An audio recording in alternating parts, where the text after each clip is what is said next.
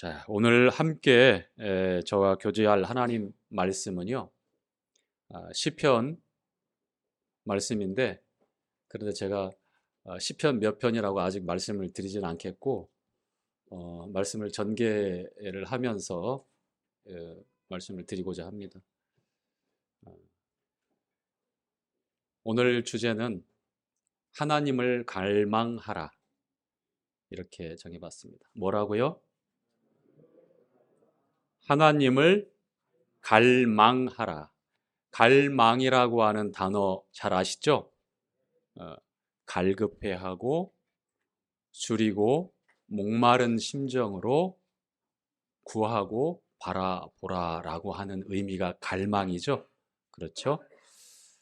우리는 무엇에 갈망하고 있느냐에 따라서 우리의 삶이 그대로 흘러가고 그 갈망하는 것을 향하여 그렇게 우리의 삶을 살게 되어 있습니다. 오늘날 저도 그렇고 우리 현대인의 특히 이 메가시티, 이 인프라가 잘 갖추어지고 그리고 소득 3만 불이 넘어가고 안정이 되어지고 또 삶의 이제 그 윤택한 삶이 주어지면서 갈망해야 될 것들이 많이 변하고 있는 것 같고요. 우리나라 특히 80년대, 70년대보다도 80년대 정도 개발도상국 그 시절에 그때의 이 기독교라고 하는 일반 그 기성교회나 우리 모임의 어떤 복음의 역사 같은 것도 굉장히 활발했던 것으로 이렇게 저희들이 기억을 합니다. 그리고 그러한 생생한 증인들이 모임의 이제 일꾼으로 혹은 모임의 이제 뒤편에서 은퇴하셔서 그렇게 든든한 중심을 잡아주고 계시는 1세대 형제님들의 그 사역 현장이었잖아요. 그런데 20 수년이 지나고 근 30년이라고 하는 세월이 쑥 지나면서 여러분도 알다시피 우리 아이들에게 어떤 시절에는 참 먹을 것이 궁색했다라고 얘기하면 왜 라면 끓여 먹으면 되지? 이렇게 얘기를 하지만 그렇죠. 차분히 또 설명하려면 한 20분 걸리잖아요.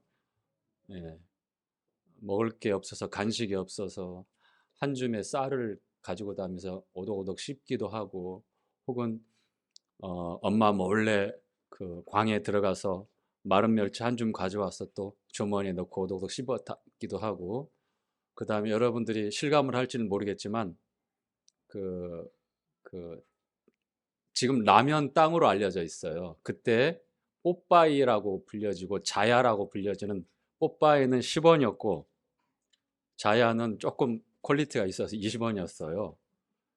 제가 이제 막그 취학 저기 이제 초등학교에 들어갈 때 그 시절에 그런 기억이 나요.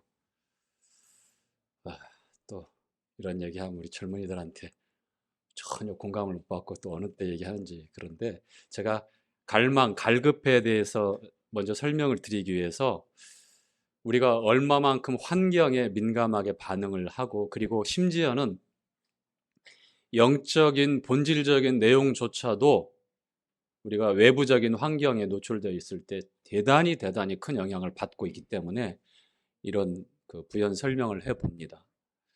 지금은 손만 뻗고 마음만 먹고 조금만 뭐 귀찮아서 그렇지 전혀 그 뭐라 그럴까 궁핍하거나 모자란 세대가 아니잖아요. 그렇죠? 신발장에 여러분들 신발이 대체 몇 컬레가 있습니까? 옷장을 열어보면 대체 여러분들 사시사철 바꿔 입는 옷이 대체 몇 벌이나 있습니까? 저도 가만히 보니까 슈트가 계절별로 있어요. 어떤 건 2벌, 어떤 거는 1벌 이상. 그렇게 다 있더라고요. 신발도 저도 남자지만 신발도 구두, 운동화, 뭐 등산화, 뭐 그다음에 운동하러 갈 때 또 신는 뭐 별 신발들이 다 있어요. 저희 집에는 그 여성이 3명이잖아요. 더 요란합니다. 그 자리가 비좁기 때문에 뭐 공간을 이렇게 확보해 보려고 하는데 계속해서 그래서 철저한 거는 좀 버렸으면 좋겠는데 계속 사기만 해서 걱정입니다만. 음, 그래 요즘 세대가 참 그런 것 같아요. 손만 뻗으면 뭐 다 우리가 얼마든지 취할 수 있는 것이고 뭔가 갈급하고 목마르고 줄이고 그런 세대가 아니잖아요. 그렇죠? 그런데 우리가 알아야 될 게 보니까 영적인 진보나 영적인 부흥이나 이 변화도 결국 이 풍족하고 윤택한 생활을 살고 있는 성도들의 삶에서 발견하기가 희귀해져요. 여러분 자신을 한번 보시기 바랍니다. 저도 어, 솔직하게 저를 바라보면서 과거처럼 그렇게 하나님을 갈망하고 있나? 보이지 않지만 하나님이 약속하신 주님의 나라와 그 의에 대해서 갈급해하고 있는 그런 마음을 갖고 있는가라고 자문을 하게 되면 글쎄요. 즉시 답변을 못 할 것 같아요. 왜냐하면 제가 제 삶을 알잖아요. 여러분은 어떻습니까?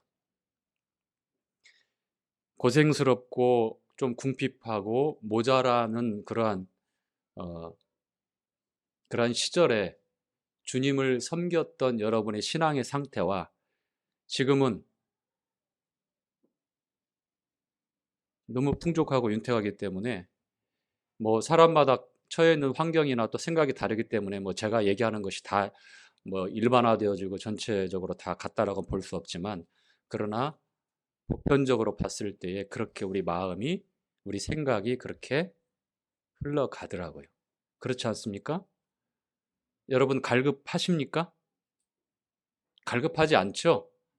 그런데 오늘 함께 교제할 말씀에 보면 어, 마태복음 5장에 소개되어져 있는 주님의 산상수훈 중에 팔복 중에 5장 6절에 보면 의에 줄이고 목마른 자는 자 어떻다고요? 복이 있나니 저희가 배부를 것이며 자, 이 배부름, 이 포만감은 우리가 음식을 섭취하고 갈증을 났을 때에 음료를 섭취해서 그 느끼는 그런 걸까요? 아니겠죠? 의라고 하는 것, 이 의라고 하는 것이 무엇인지를 우리가 알아야 그리고 우리가 일상의 생활 가운데 정말 의에 줄이고 목말라 있는지에 대해서 잘 살필 때에 이 배부름에 대해서도 우리가 옳게 우리 삶에 적용되어지고 옳게 우리가 우리 삶에 받아들일 수 있는 말씀이 되어지는 거예요. 무엇을 먹을까, 무엇을 입을까 염려하지 말라고 주님이 말씀하셨잖아, 6장에요. 그렇죠? 근데 그때에는 실제적으로 무엇을 먹을까에 몰입하지 않으면 굶을 수밖에 없는 그런 풍족하지 않은 때잖아요. 2000년 전이니까. 한 끼의 식사, 하루의 식사를 위해서 온 시간을 투자해서 노력해야만 그것을 해결할 수 있는 시대였어요. 그런 시대적인 상황이 되어 있기 때문에 계절마다 뭐 패션마다 뭐 와이드냐 슬립이냐 뭐 그렇게 해가지고 옷을 골라 입는 시대가 아니에요. 한 벌 입고 닳아지고 헤어질 때까지 입을 수밖에 없는 그런 그 어떤 말에서 절대 어떤 빈곤 비슷한 생존 비슷한 그러한 생활 상황이었죠. 그래서 주님을 따르는 많은 그 제자들도 그랬고 성도들도 그랬고 무엇을 먹어야 되지? 무엇을 입어야 되지? 뭐 주변 사람들은 뭐 말할 것도 없었고요. 저희처럼 뭐 잉여 농산물이 매년마다 쌓이고 그리고 이제 유행이 지나서 안 입는 것 뻔히 투 버튼이냐 쓰리 버튼이냐 뭐 슈트도 그렇고 저도 쓰리 버튼 하나 버리기 너무 아까워가지고 그 계속 갖고 있는 게 있어요. 그 유행이 지나서 입지는 못하겠는데 정말 멀쩡하거든요. 순모로 이렇게 지어진 슈트는 너무 아까워요. 그 지금 그래요. 저 넥타이 예쁘죠? 넥타이도 몇 개가 있는지 모르겠어요. 이게 저 자랑하려고 제가 오늘 차고 왔는데 우리 막내가 선물해 준 겁니다.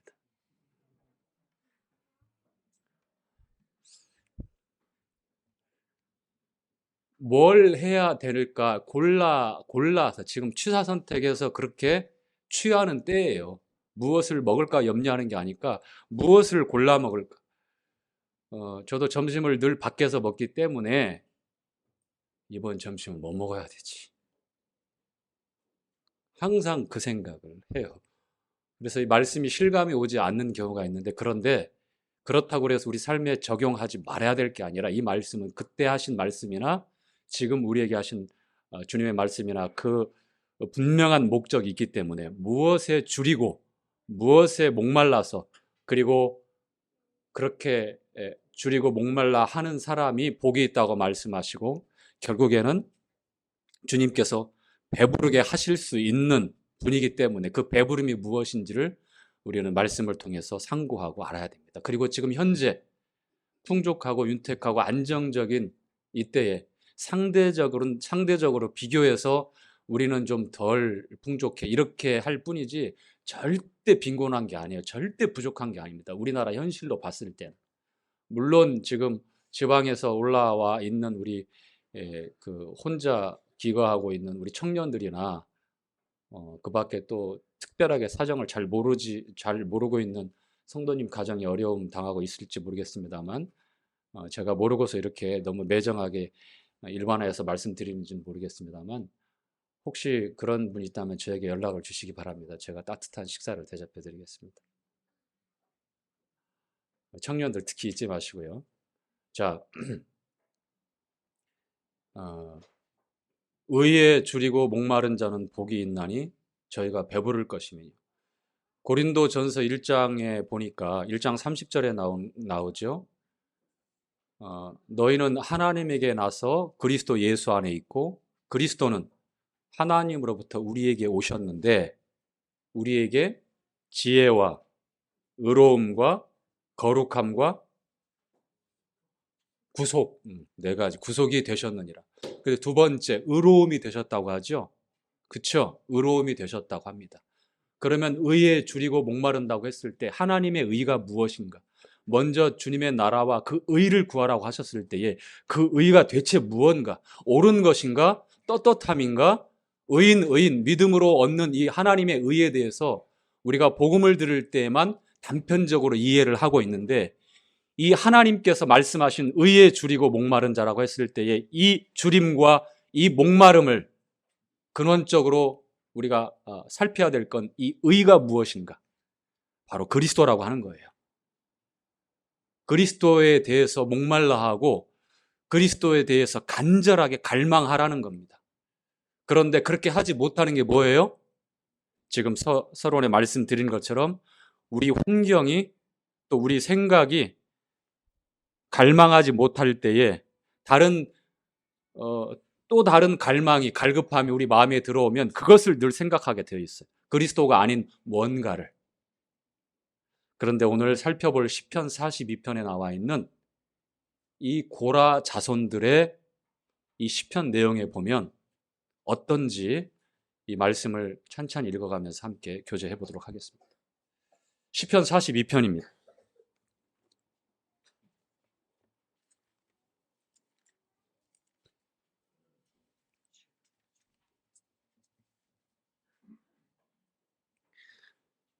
자, 작은 글씨로 보니까 고라 자손의 맞쓰기를 이렇게 되어 있죠. 이 맞쓰기는 교훈입니다. 그 뒤에 밑에 보면 친절하게 작은 글씨로 교훈이라고 되어 있네요.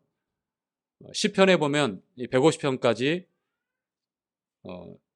5부분으로 나눠져 있죠. 그렇죠? 다 각각 틀린데 특히 이제 고라 자손의 이 시편이 몇 군데 나오는데 이 42장 42편의 내용은 굉장히 고통스러운 상황에서 하나님을 갈망하고 있는 내용입니다. 그런데 그 갈망하는 정도가 사슴이 시냇물을 찾기에 갈급함 같이라고 이렇게 시작하거든요.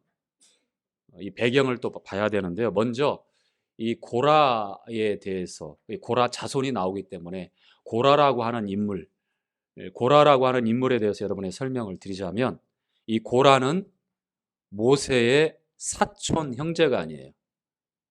즉 작은아버지의 아들이에요.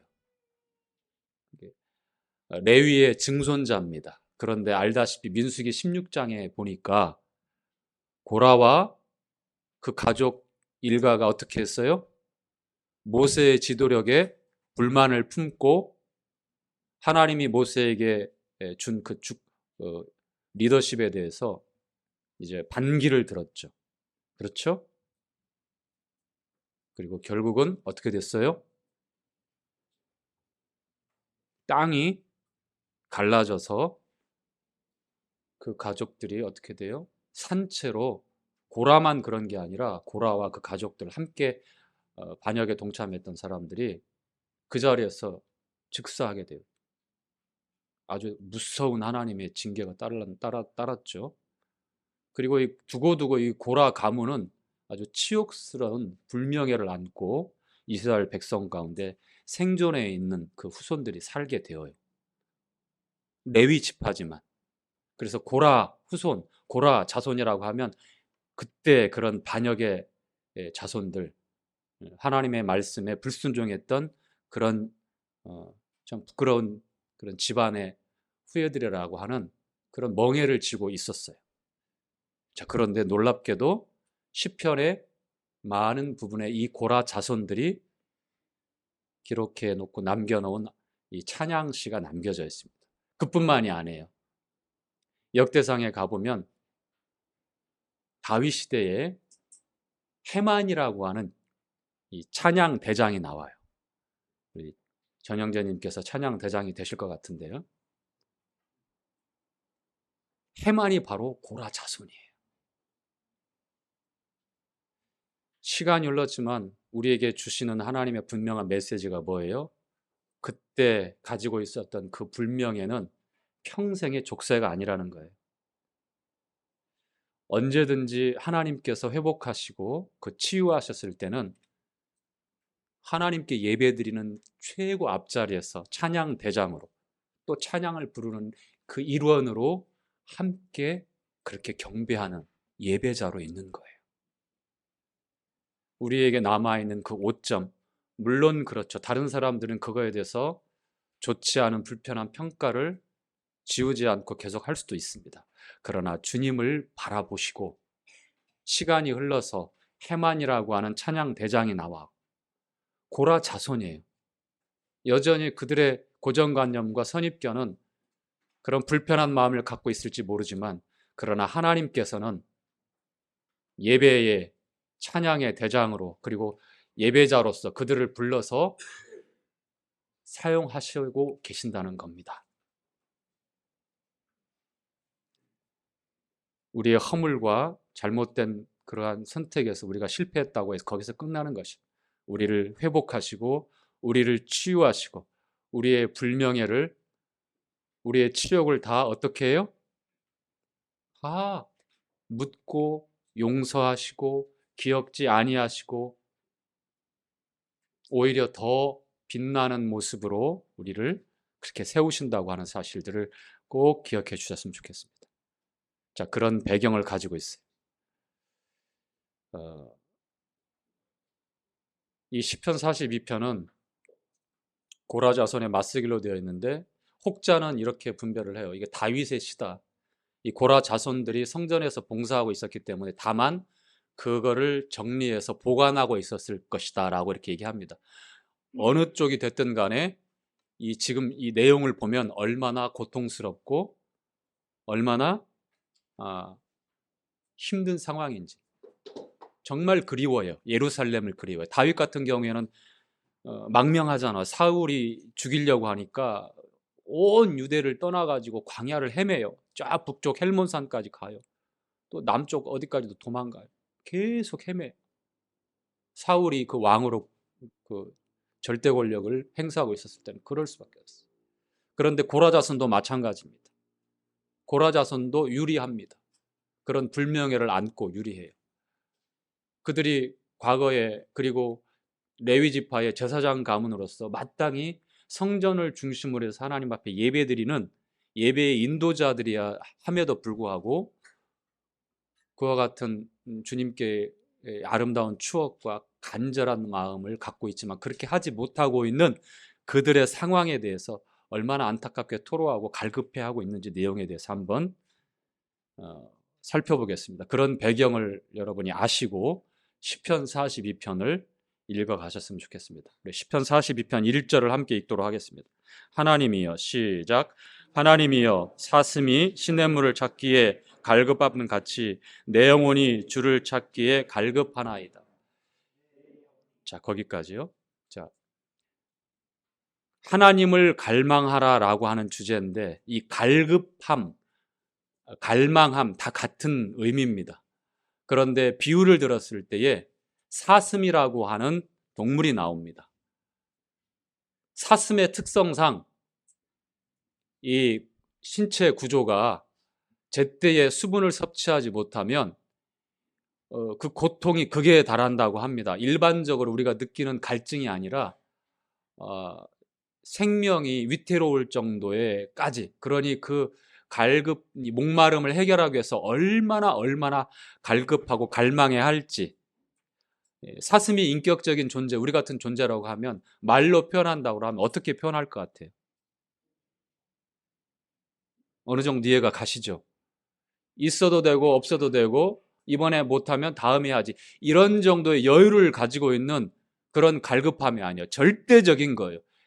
지금 당장에 해결이 안 된다고 하면 나는 죽는다, 나는 끝난다 라고 하는 이 갈급함이 바로 사슴이 시냇물, 끊이지 않는 생수를 찾는 거예요. 졸졸졸 흘러가고 말라버리는 그런 시냇물이 아니라 그 물이 마르지 않는 생수. 요한복음 4장에도 보면 수가성에 그 여인을 찾아가셨던 주님이 그 여인의 목마름을 해결하기 위해서, 모든 인생들이 그러잖아요. 여인을 대변한 이 죄인들, 이 세상에 살아가고 있는 우리 인생들을 볼 수 있잖아요. 여인을 통해서 그 목마름을 해결하기 위해서 그는 그 부끄러움을 무릅쓰고 사람이 아무도 없는 시간을 택해서 왔어요. 그리고 끊임없이 그 물길질을 해서 그 물길을 가져가야 합니다. 목마름을 해결하기 위해서. 예레미야 2장 13절에도 보면 이스라엘이 행한 두 가지 큰 악에 대해서 예레미야 선지자는 말씀하고 있습니다. 뭐라고 말씀하죠? 두 가지 악에 대해서 생수의 근원된 하나님을 떠난 것, 첫 번째. 생수의 근원됐다고 합니다. 마르지 않는 샘이라고 하는 거예요. 계속 솟아나는 샘물이 된다고 하는 거예요. 수가성의 여인에게도 주님께서 말씀하셨죠. 4장 13절 14절에 이어지는 말씀에 보니까 내가 주는 물은 영원히 목마르지 않는다. 영원히 목마르지 않는다. 우리가 이 물리적으로, 우리가 어떤 인체적으로 느껴지는 그런 목마름을 통해서 어느 정도 이해할 수 있어야 합니다. 그 목마름이라고 하는 것은.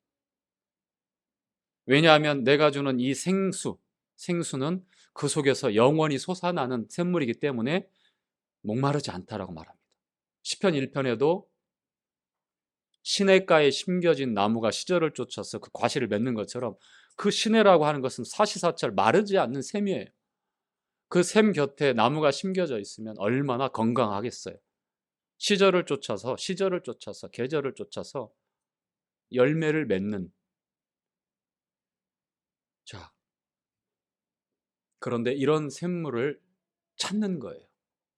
한 번 마시고 또다시 갈증에 나서 헤매야 되는 허둥지둥하는 그러한 샘물이 아니에요. 그래서 사슴이 시냇물을 찾기에 갈급하다고 하는 것은 당장에 지금 보여지는 한 가지 상황은 이 사슴이라고 하는 동물이, 그리고 많은 동물들이 느끼는 이 갈증과 목마름을 표현했을 때 아주 극단적인 상황까지 내몰려 있어서 아주 이게 해결되지 않으면 뭐 조금 참으면 살 수 있겠지가 아니라 생명이 위태로울 수 있는 상황. 그러니 그것을 해결하기 위해서 얼만큼 갈망하고 얼만큼 간절하게 그 샘물을 찾아 헤매고 있는가라고 이렇게 말씀을 하는 거예요. 사슴이 시냇물을 찾기에 갈급함 같이 내 영혼이 주를 찾기에 어떻다고요? 갈급하나이다. 그런 것처럼 하나님의 의에 줄이고 하나님의 의에 목말라 있다고 하는 것. hunger and thirsty. 줄이고 목말라 있고.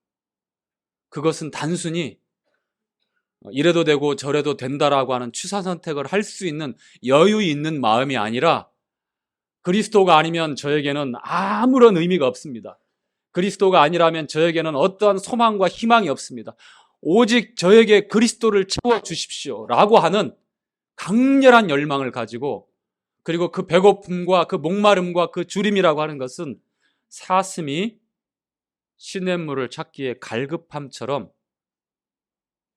절대적인 거였어요. 둘러보십시오. 우리의 마음을 살피십시오.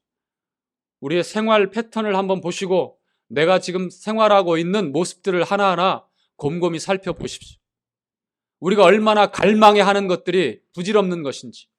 이 스마트폰, 여기서 우리의 갈망을 다 지금 채우고 있어요. 자, 그런데 그 다음날 또 그 갈망을 채우기 위해서 열심히 두레박으로 물기를 이렇게 퍼 올리고 있죠. 그렇죠? 아주 적나라한 제 모습을 여러분이 얘기하고 있는 거예요. 웃지 마십시오. 여러분도 마찬가지잖아요. 우리의 현실의 이 모습에 있어서 이 말씀을 정말 적용하고 경험해 볼 수 있다면 얼마나 좋을까? 얼마나 좋을까? 얼마나 좋을까? 간절한 바람이 아닙니까? 예배에 대한 우리의 태도도 매너리즘에 빠져서 시계초가 왔다 갔다 하는 것처럼 뭐 이렇게 찬양하고 저렇게 예배 드리고 감사드리고, 제가 잔소리처럼 얘기하지만 내 평생의 처음과 마지막인 것처럼 매주 예배를 그렇게 갈급한 심령으로 하나님 앞에 드리면 얼마나 좋겠는가. 한마디 한마디 찬양을 부를 때 그 가사에 녹아나는 주님을 기억하고 바라볼 수 있고, 형제님들의 마음에서 감동지어진 성령 인도를 따라 드려지는 감사의 내용 한마디 한마디에 같이 아멘이 되어지고, 아, 저 형제님은 말조리가 있어. 저 형제님은 어법 순서가 맞지 않아. 내가 국어 교육과 입장에서 봤을 때는 정말 어색해. 이런 평가에 주눅들거나 그렇게 하는 사람들 아무도 없어요. 아무도 없어요. 그러니 지금 5화를 넘어서 7화까지 갖고 있는 우리 청년들 중심으로 감사를 드리고 있는데, 왜 우리 다른 형제님들은 왜 감사에 참여하는 걸 이렇게 안 하시려고 그래요? 네? 참여하세요. 간절하게 준비해서 참으로 주님께 합당한 영광을 돌릴 수 있도록. 이 예배가 우리 삶의 중심이에요. 그리스도를 바라보고 의에 줄이고 목마른다고 하는 것은 우리가 예배를 드릴 때도 아주 분명하게 나타날 수 있고요. 우리가 그렇게 준비할 수 있는 것입니다. 그리고 예배로 우리가 시작해서 이제 월요일 그리고 토요일까지 베드로전서 2장 9절에 말씀한 대로 우리가 왕가의 제사장으로 부름받고 주님의 선별된 민족 백성으로서 이 땅 가운데서 그렇게 살아가는 거예요. 직장 생활을 하고 학교 생활을 하고 가정에서 모든 생활과 영역에서 그렇게 하는 겁니다. 그것이 그리스도를 바라본 우리의 의가 되시는 하나님을 향해서 목말라 하고 줄이고 그랬을 때에 복이 있고 배부를 수 있는 거예요. 맛있는 음식을 먹고 포만감을 느끼고 그렇게 해서 배부를 것이라는 게 아니라, 주님이 우리를 다스리시고 주님이 우리를 안위하시고 성령의 든든한 인침과 주님과 동행한다고 하는 그 굳은 확신, 그것이 우리 마음에서 성령의 감동을 통해서 그렇게 인도함을 받는 주님의 다스림과 주권 가운데 있다라고 하는 그 배부름이 저와 여러분에게 그대로 누려지는 거예요. 그래서 복이 있다고 말씀을 하는 겁니다. 자, 2절 말씀을 보겠습니다. 내 영혼이, 시작. 내 영혼이 하나님 곧 생존하시는 하나님을 갈망하나니 내가 어느 때에 나아가서 하나님 앞에 배울고. 자, 시편 기자는 이렇게 말씀합니다. 어떤 하나님이냐? 살아계신 하나님, 생존하시는 하나님. 과거에 나에게 은혜를 베풀고 우리는 복음을 들을 때에 이미 해결되어졌고 완성되어진 복음의 그 내용으로 끝나고 이제는 현재와 미래에 대한 주님께 대한 믿음에 대해서 너무 생각을 안 하고 있는 것 같아요. 생존하시는 하나님, 구원을 받고 주님의 자녀가 되어서 생존하시는 그 하나님을 갈망하는 거예요. 갈망하는 거, 갈급해하는 거예요. 여전히 그렇게 해야 하는 겁니다. 살아서 역사하시는 하나님, 과거에도 여전히 동일한 하나님, 그리고 우리 현재의 삶에도 여전히 우리를 아시고 간섭하시고 주장하시고 인도하신 그 하나님을 믿고 바라봐야 합니다. 나아가서 미래에 나는 알 길이 없지만 또 불안하고 염려되는 부분도 있지만 미래의 내 삶을 가장 선한 길로 인도하시는 나의 목자 되시는 주님 앞에서 부족함이 없는 삶을 위하여 갈망하는 겁니다. 갈망해야 돼요. 자, 따라서 합시다. 하나님을 갈망하라.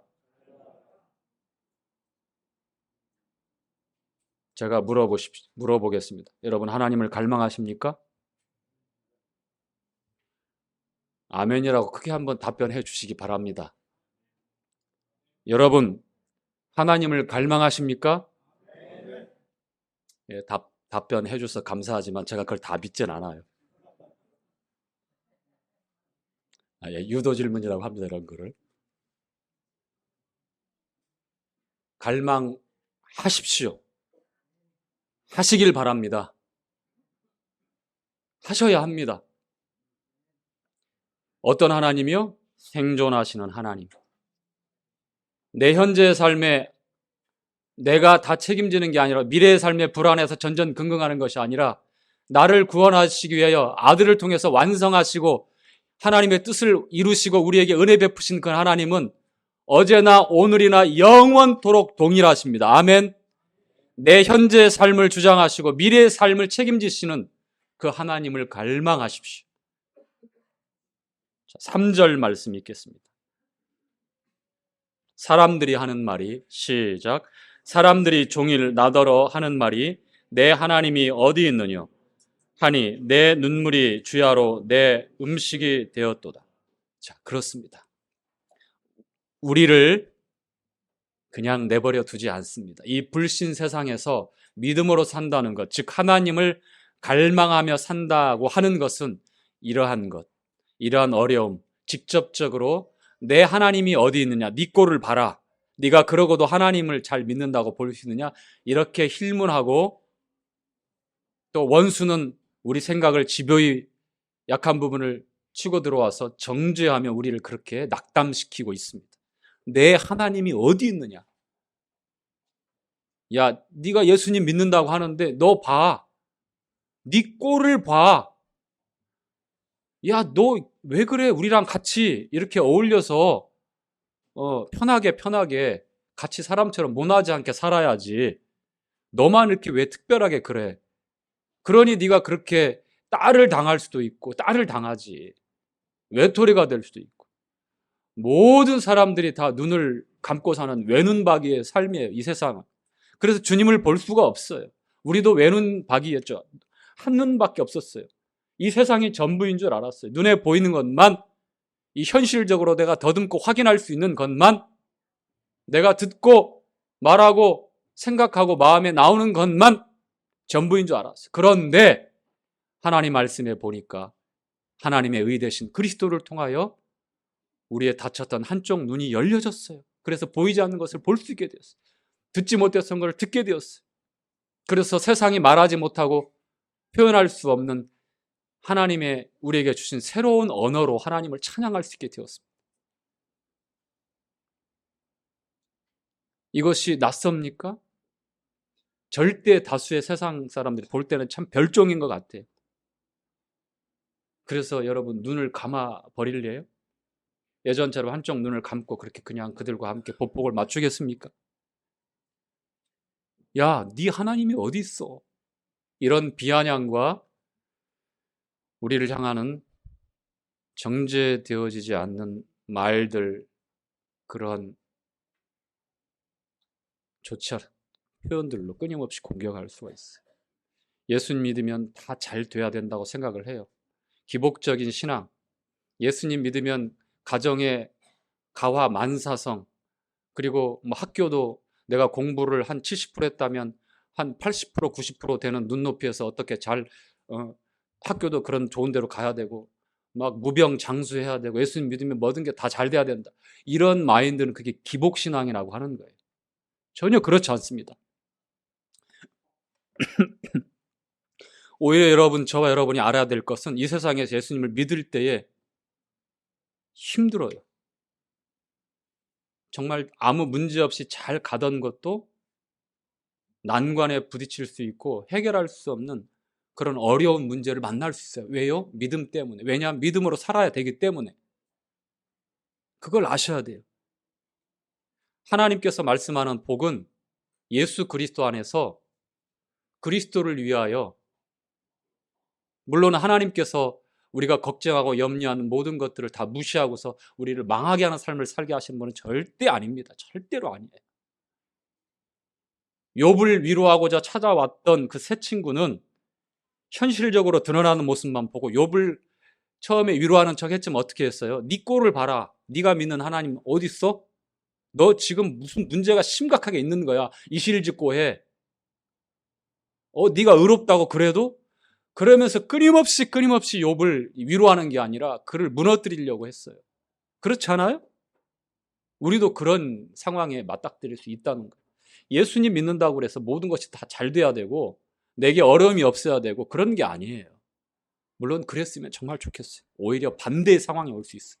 사도 바울의 일생을 우리가 한번 봅시다. 총망받는 유대 지도자였어요. 그런 청년이었습니다. 그런데 주님 다메섹 도상에서 만나고 어떻게 됐어요? 나의 택한 그릇을 주님이 창세전에 택하니 사울이 바울이 되었는데 바울 어떻게 됐어요? 그의 마지막이 어떤 겁니까? 로마의 형장에서 단두대 차가운 이슬로 사라졌어요. 목베어 당했어요. 아마 그를 알고 있는 수많은 다소의 그 유대인들은 아이고 그 걔가 나사렛 어떤 이단 교리에 미혹되더니 아마 이러한 평가가 있었을 거예요. 가말리알 문화상에서 그 천재적인 지성을 가지고 있었던 이 사울이 유대의 지도자로서 우뚝 서서 큰 역할을 할 줄로 알았던 그 이 젊은 청년 사울이 그런 거예요. 복음을 위해서 산다고 하는 것. 의에 줄이고 목말라 하는 것. 그리고 팔복의 맨 마지막에 보니까 의를 위하여 핍박을 받는 자는 어떻다고요? 복이 있나니. 주님이 보상하십니다. 이 세계, 현실 세계, 사람들이 다 목도하고 있는, 그래서 나의 분풀이를 하는 그러한 보상이 아니라 구름과 처다한 증인들이 둘러싼 그 자리, 영광의 자리, 천사들이 트럼펫을 불면서 축하해주는 빛나는 그 자리에서 잘하였도다. 착하고 충성된 종. 예수님을 믿고 이 세상에서 주님과 함께 믿음으로 산다고 하는 것, 의에 줄이고 목말라 한다고 하는 것은 오히려 우리에게 어려운 일이 더 있을 수 있다. 내 하나님이 어디 있느냐. 그래서 주야로 흐르는 그 눈물이, 고라자손이 그런 거였어요. 다윗의 삶이 그런 거 아니었습니까? 다윗은 택했잖아요. 그럼에도 불구하고 생명의 위협을 받아서 계속 쫓겨다니는 신세. 고라자손도 조상 때부터 가지고 오는 그 멍에를 지울 수가 없어서 사람들에게 고라 레위 지파지만 제 무리는 수치스러운 그런 일들을 늘 들먹이면서, 그래서 유리하고 방황하는 그러한 상황이었을 수도 있어요. 역할을 제대로 하지 못하고. 그럼에도 불구하고 얼마나 하나님을 그리워하고 갈망하는지. 자, 4절 시작. 내가 전에 성전을 지키는 무리와 동행하여 기쁨과 찬송의 소리를 바라며 저희를 하나님의 집으로 인도하였더니 이제 이 일을 기억하고 내 마음이 상하는다. 그래요. 예배의 예배자로서 하나님 앞에 이 백성들과 함께 나아가고 인도하면서 그 과거에 있었던 그 내용을 회상하니까 너무 그리우니까 그 마음이 상한 거예요. 너무 그리워서. 여러분, 예배를 드리기 위해서 한 주를 함께하지 못하고 성도들과 교제하지 못할 때, 모임에 함께하지 못했을 때 이러한 마음이 혹시 우리에게 있을까요?